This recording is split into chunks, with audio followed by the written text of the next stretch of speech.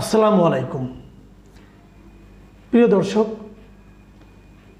Recently আমি গত দুদিন আগে ভয়েস অফ আমেরিকা বাংলা এই পোর্টালে বাংলাদেশের নির্বাচন নিয়ে একটা জরিপ পেলাম। সেই জরিপটা কিন্তু আমরা যেভাবে জরিপ করি অনলাইনে ইউটিউবে সেরকম না, তারা খুবই সিস্টেমেটিক ওয়েতে আগে যেভাবে জরিপ করা হতো, একটু দীর্ঘমেয়াদে জরিপগুলি করা হতো। আমরা তো মনে করেন ইউটিউবে করি, আজকে প্রশ্ন দিলাম, দুদিনের মধ্যে আমরা প্রচুর লোকের উত্তর পেয়ে যাই। ওনাদেরটা আগে যে প্রক্রিয়ায় জরিপগুলি করা হতো সেই প্রক্রিয়াটা আপনাদেরকে আমি বলবো। তারা একটা জরিপ করেছে এবং সেই জরিপটা তারা আসলে করেছে অক্টোবর মাস থেকে শুরু করেছে। তারা অক্টোবরের 13 থেকে অক্টোবরের 27 তারিখ এই সময়ে তারা জরিপটা করেছে। এই জরিপে অনেকগুলি প্রশ্ন ছিল যে এই সরকার দায়িত্ব নেওয়ার পর দেশের মানুষ কেমন আছে, এই সরকারকে নিয়ে দেশের নাগরিকরা কি ভাবছেন, এবং আরও আইন শৃঙ্খলা পরিস্থিতি কেমন আছে, কি মনে করে। তো এরকম অনেকগুলি প্রশ্নই ছিল এবং এখানে একটা প্রশ্ন ছিল যেটা নিয়ে আজকে আলোচনা করব, সেটা হলো তারা কত দ্রুত নির্বাচন চান।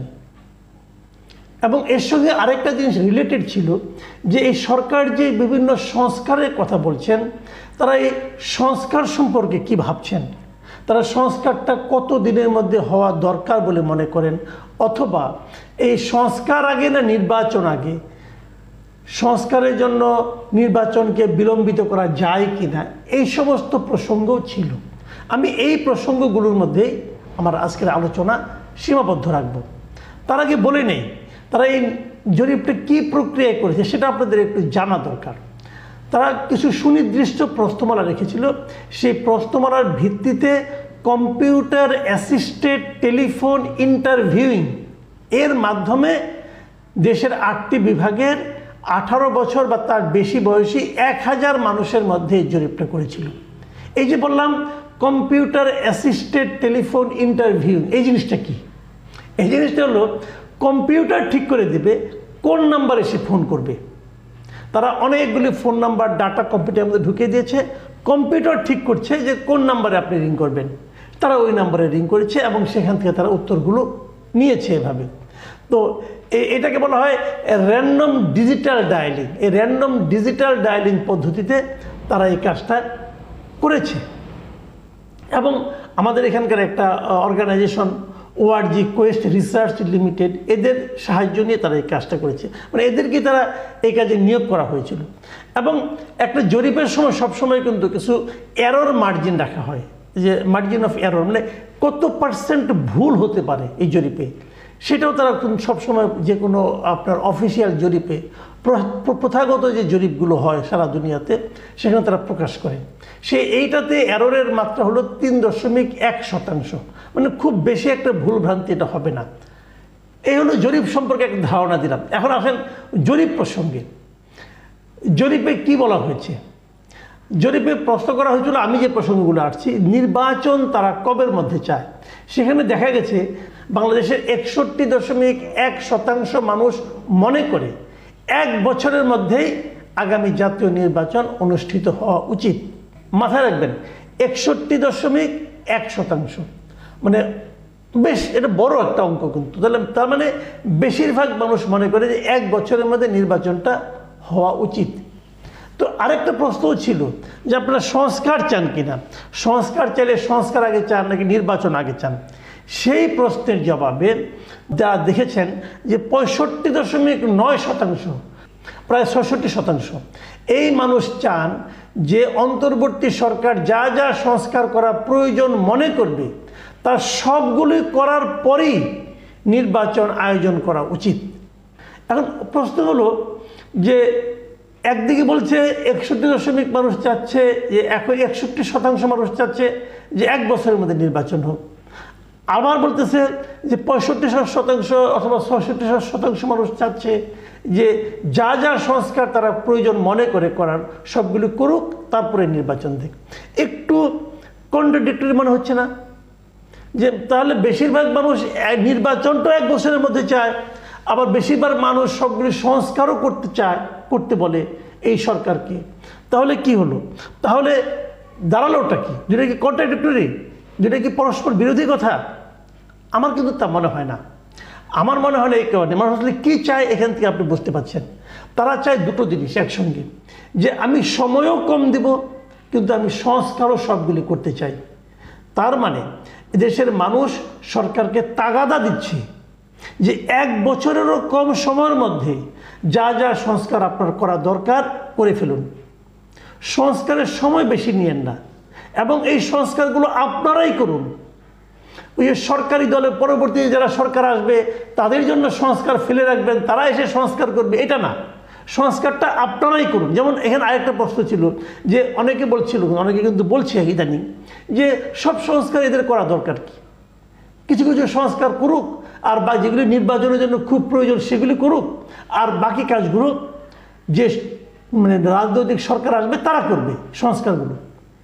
এই মতবাদের কিন্তু আমিও একজন, আমিও কিন্তু বলেছিলাম যে সব সংস্কার আপনারা করে শেষ করতে পারবেন না, কিছু কিছু করেন, যেগুলো নির্বাচনের জন্য খুব জরুরি সেগুলি করুন, বাকিগুলো ওই সরকার যে আসবে তারা করবে। এই ধরনের কথা কিন্তু আমিও বলেছি। কিন্তু ইন্টারেস্টিং বিষয় হলো আমার এবং সহ যারা এগুলো ভাবেন, এই ধরনের চিন্তার লোক যারা লোকদের প্রতি মানুষের সমর্থন খুব একটা নাই। সাধারণ মানুষের এইটা দেখা গেছে এর পক্ষে আছে মাত্র 31.9%, মানে ধরলাম 32, রাউন্ড ফিগার যদি ধরি, মাত্র 32% মানুষ মনে করে যে গুরুত্বপূর্ণ সংস্কারগুলো এখন হোক, বাকিগুলো পরে হবে। আর 66% লোক মনে করছে, এই 66% মানুষ মনে করছে যে না, সব সংস্কার এরাই করবে। তার মানে আমি যেটা মনে করতাম সেটা বেশি মানুষ মনে করে না। কাজেই আমি মনে হয় এই মতবাদ নিয়ে আমার আর অগ্রসর হওয়ার দরকার নাই, যেহেতু মানুষ এটা মনে করে না। কিন্তু যেটা মানুষ চাচ্ছে সেটা কি? সেটা হলো সবগুলো সংস্কার করতে হবে। আবার তারা একইভাবে চাচ্ছে কি নির্বাচনটা তাড়াতাড়ি করতে হবে 1 বছরের মধ্যে। মানে হলো সরকার যেন সংস্কারগুলো তাড়াতাড়ি করে। সংস্কারের ব্যাপারে সরকার অথবা বিরোধী দল অথবা ছাত্ররা কে কি মনে করছে এই ব্যাপারে কিন্তু আমাদের মনে হয় একটু আলোচনা করা দরকার। এই কারণে আজকেও আমি দেখলাম একটা জিনিস, সেটা হলো জামাতে ইসলামের যে ওনাদের যে সেক্রেটারি জেনারেল অধ্যাপক মিয়া গোলাম পারওয়ার, উনি আজকে একটা মিটিংয়ে, মানিকগঞ্জে একটা মিটিং ছিল ওখানে উনি সেই মিটিংয়ে বলেছেন যে সংস্কার শেষে ডিসেম্বরের পর নির্বাচনের রোড ম্যাপ ঘোষণা করুন।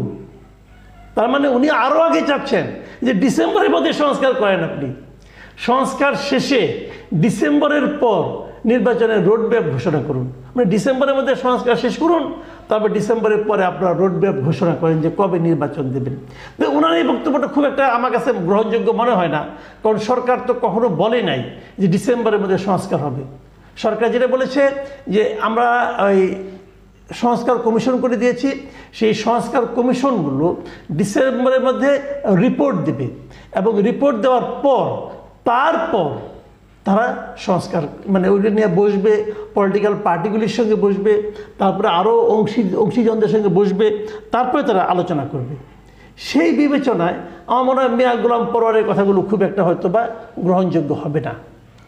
কিন্তু এদিকে দেখেন আরেকটা বিষয় আমি বলি, সরকারের আরেকটা কথা আমি বলি আপনাদেরকে, যে সরকার কিন্তু বারবার বলেছে যে আমরা এখনই রোডম্যাপ ঘোষণা করা হয় নাই, কিন্তু তাদের পক্ষ থেকে তারা বলছে যে গণতান্ত্রিক রাষ্ট্র গঠনের জন্য প্রয়োজনীয় সংস্কারগুলো করার পরেই এই নির্বাচন অনুষ্ঠিত হবে, এবং অন্তর্বর্তী সরকারের কাছে প্রায়োরিটি হলো সংস্কার, আগে সংস্কার তারপরে নির্বাচন।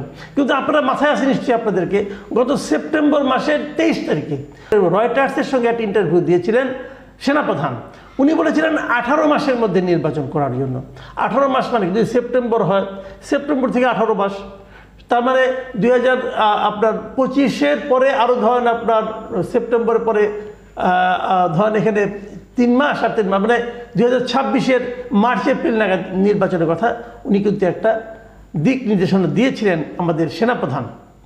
আবার ছাত্ররা কি বলছে? ছাত্ররা কিন্তু বারবার বলছে যে কেবলমাত্র একটা নির্বাচনের জন্য গণ অভ্যুত্থান হয়নি, আসলে ফ্যাসিবাদের যাতে আবির্ভাব না ঘটে সেই কাজগুলো করতে হবে, সেই জন্য প্রয়োজনীয় সংস্কারগুলো করতে হবে। মানে ছাত্ররা দীর্ঘ সময় চায়, ছাত্ররা চাচ্ছে যে আগে সংস্কার করেন তারপরে আমরা নির্বাচনের কথা ভাববো। এদিকে সবশেষ এই নভেম্বর মাসের এই কয়েকদিন আগে 19শে নভেম্বর বণিক বার্তা যে প্রকাশিত ইন্টারভিউটা ডক্টর ইউনূসের, সেখানে কিন্তু ডক্টর ইউনূস এক কথা বলেছে যে যদি রাজনৈতিক দলগুলো সংস্কার না চায় তাহলে তারা দ্রুত নির্বাচন করে ফেলবে। তার মানে ডক্টর ইউনূসের পক্ষে কিন্তু সবটাই সম্ভব, উনি সব দিকে আছেন। যদি আপনারা সংস্কার চান করব, সংস্কার না চান করব না, এবং সংস্কার নিয়ে তাড়াহুড়োর কিছু নেই, সংস্কারের মতো করে হবে, নির্বাচনের মতো হবে। এবং আমি তো মনে করি উনি যে কথাটা বলেছেন তার প্রতিফলনও কিন্তু আমরা দেখতে পাচ্ছি কিভাবে উনি কিন্তু অলরেডি একটা নির্বাচন কমিশনকে কিন্তু গঠন করে ফেলেছেন। নির্বাচন কমিশন হয়ে গেছে একটা, আজকে শপথও নিয়েছে তারা।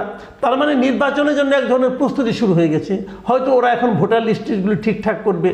তার মানে সংস্কার যদি ডিসেম্বরে কমিশনগুলি রিপোর্ট দেয়, তারপর যদি 1 মাসের মধ্যে যদি রাজনৈতিক দলগুলির সঙ্গে 1-1.5 মাস লাগে, তো সে ধরেন ফেব্রুয়ারি পর্যন্ত লাগলো, তারপরে আরও 1 মাস লাগলো, মার্চে লাগলো। তা আমার হিসাবে এই বছর, আগামী বছর 2025-এর মধ্যে নির্বাচন হয়ে যাবে আমার ধারণা। এবং এই নির্বাচনে আমি কোনো বাধা দেখি না। চাপ তো আছেই বিভিন্ন দলের, কিন্তু কেউ তো আর বলছে না যে এই বছরের মধ্যেই দাও। সবারই ধারণা আগামী বছরের মধ্যে নির্বাচন হবে। সেই হিসাবে আপনারা ধরে নিতে পারেন 2025 সাল হতে যাচ্ছে বাংলাদেশের নির্বাচনের বছর। প্রিয় দর্শক, এখন এই পর্যন্তই। আল্লাহ হাফিজ।